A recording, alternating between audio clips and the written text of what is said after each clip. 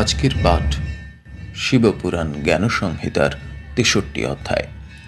৬২ অধ্যায়ে আমরা শিবকে অচলেশ নামে পেয়েছি এবং সেখানে পেয়েছি আহুক এবং আহুকির ঘটনা, যারা পরবর্তী জন্মে শিবের আশীর্বাদে নল এবং দময়ন্তী রূপে জন্মগ্রহণ করবেন। এছাড়া বিভিন্ন দেবতা, ঋষিগণ, মহর্ষিগণ এবং রামের প্রসঙ্গ পেয়েছি, দশরথের প্রসঙ্গ পেয়েছি, যাঁরা সদা সর্বদা শিব পূজা করছেন বংশ পরম্পরায়। আজকে ৬৩ অধ্যায়ে শুনে নিচ্ছি যুধিষ্ঠির অর্জুনদের কাহিনী সূতের মুখে। শুরু করা যাক পাঠ। সূত কহিলেন, যুধিষ্ঠির প্রভৃতি পঞ্চ পাণ্ডবগণ অক্ষক্রীড়ায় দুর্যোধন কর্তৃক পরাজিত হইয়া পতিব্রতা দ্রৌপদীর সহিত দ্বৈত বনে গমন করিলেন। হে প্রধান ঋষিগণ, পাণ্ডবগণ তৎকালে ওই বনে সূর্য দত্ত স্থলী আশ্রয় করিয়া সুখে কালযাপন করিতে লাগিলেন।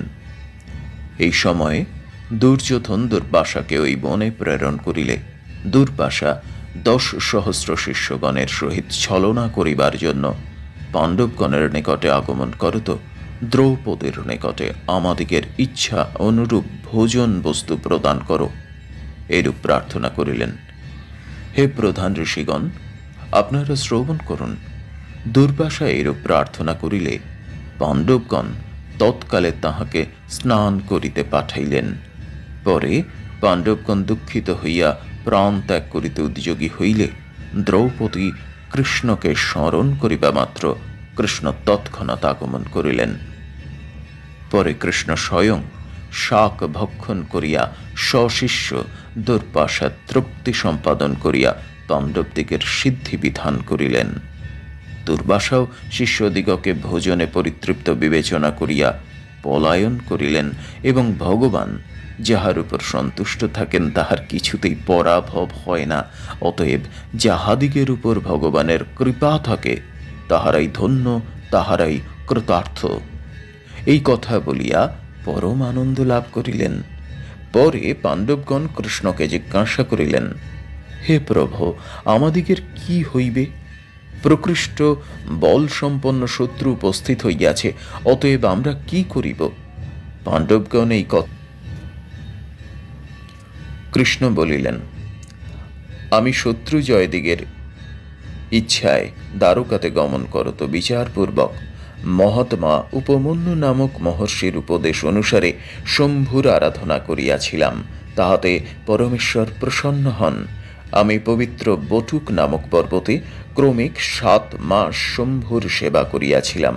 পরে বিল্লেশ্বর শম্ভু আমাকে অভিলষিত বর প্রদান করিয়া ওই পর্বতের গুহা মধ্যে প্রবেশ করিলেন। আমি সেই শম্ভুর প্রতাপে এই সমস্ত উত্তম সামর্থ্য লাভ করিয়াছি। এক্ষণেও সেই ভোগ এবং মুক্তি ফল প্রদানক্ষম দেবদেব শম্ভুর সেবা করিতেছি। তোমরাও সমস্ত সুখপ্রদ শিবের সেবা করো। কৃষ্ণ এই কথা বলিয়া পাণ্ডবগণকে আশ্বাস প্রদান করত গমন করিলেন। পরে পাণ্ডবগণ দুর্যোধনের যথার্থ রূপে গুণ পরীক্ষা করিবার নিমিত্ত একজন ভিল্লকে প্রেরণ করিলেন। ওই ভিল্ল দুর্যোধন রাজ্যে গমন করত। ওই স্থানে দুর্যোধনের সমস্ত গুণ যথার্থ রূপে অবগত হইয়া পুনর্বার প্রভুর নিকটে আগমন করিল। হে মুনীশ্বরগণ, পাণ্ডবেরা ভিল্লের বাক্যে দুর্যোধনের প্রজা পালন বিষয়ে সদ্গুণ শ্রবণ করিয়া উদ্বিগ্ন হইলেন। আমরা সত্যপাশে বদ্ধ হইয়াছি, অতএব কি করিব, কোথায় যাইব, এইরূপ চিন্তা করিতে লাগিলেন। এমন সময়ে তেজ রাশি স্বরূপ বেদব্যাস সেই স্থানে উপস্থিত হইলেন। পাণ্ডবগণ তাহাকে দর্শন করত প্রতিলাভ করিয়া তাহার অগ্রে দণ্ডায়মান হইলেন এবং তাহাকে কুশাজিন শোভিত আসন প্রদান পূর্বক হর্ষযুক্ত হইয়া সেই আসনে উপবিষ্ট ব্যাসের পূজা করিলেন। পূজার পরে তাহারা যথাবিধি নানা প্রকার স্তব করত। সেই আসনে উপবিষ্ট মুনিকে সন্তুষ্ট করিয়া বলিলেন, আমরা ধন্য হইলাম। আজ আমাদিগের জন্ম সফল হইল, আজ আমাদিগের সমস্ত কার্য সফল। দেবতারা আজ আমাদের উপরে প্রসন্ন হইলেন। ব্রাহ্মণ দিগের বাক্য সত্য হইল, আমাদিগের তপস্যা, দান, যোগ সমস্তই সফল হইল। হে প্রভু, আপনার দর্শনে আমাদিগের নানারূপ দান, নানারূপ পূজা সমস্তই সফল হইল। হে পিতামহ, আপনার দর্শনে সকল দুঃখই দূরীভূত হইল। ক্রূর কর্মা দুর্যোধন প্রভৃতি আমাদিগকে অতিশয় কষ্ট দিয়াছে, এক্ষণে আপনার দর্শন হইয়াছে, অতএব সেই দুঃখ নষ্ট হইবে। তাহা না হইলে কখনই সেই দুঃখ নষ্ট হইত না, ইহা আমি স্থির করিয়াছিলাম। যিনি সমস্ত কার্য করিতে সক্ষম, এইরূপ মহতের আশ্রয় প্রাপ্ত হইয়া যদি দুঃখ নষ্ট না হয়, তাহা হইলে অদৃষ্টই কারণ বলিতে হইবে। এক্ষণে দুঃখের কারণ দারিদ্র্য নিশ্চয় নষ্ট হইবে, কারণ দরিদ্রকে প্রতিপালন করাই মহতের স্বভাব। মহতের কত গুণ তাহা গণনা করা কোন ব্যক্তি তাহা গণনা দ্বারা কোনো ব্যক্তি সংখ্যা করিতে পারে না। যেহেতু মহতের মহিমা সকল ব্যক্তির নিকটেই সমানভাবে অবস্থান করে, আশ্রয় গুণে তাহার গুরুত্ব এবং লঘুত্ব হইয়া থাকে, তাহাতে অন্য কোনরূপ বিবেচনা নাই। দরিদ্র প্রতিপালনই প্রধান ব্যক্তির স্বাভাবিক কার্য। ইহলোকে দরিদ্র প্রতিপালনই অতি শুভকর। মহতের সেবাই পুরুষের একমাত্র ফলসাধন উপায়। তাহাতেও যদি দুঃখ নষ্ট না হয়, তাহা হইলে তাহাতে দুর্দৈবই কারণ, পুরুষের কোনো দোষ নাই। অতএব হে স্বামীন, আপনার দর্শনে আমাদিগের মঙ্গল হইবে, তাহাতে সন্দেহ নাই। আপনার আগমন মাত্রেই আমাদিগের মন অতিশয় সন্তোষ লাভ করিয়াছে।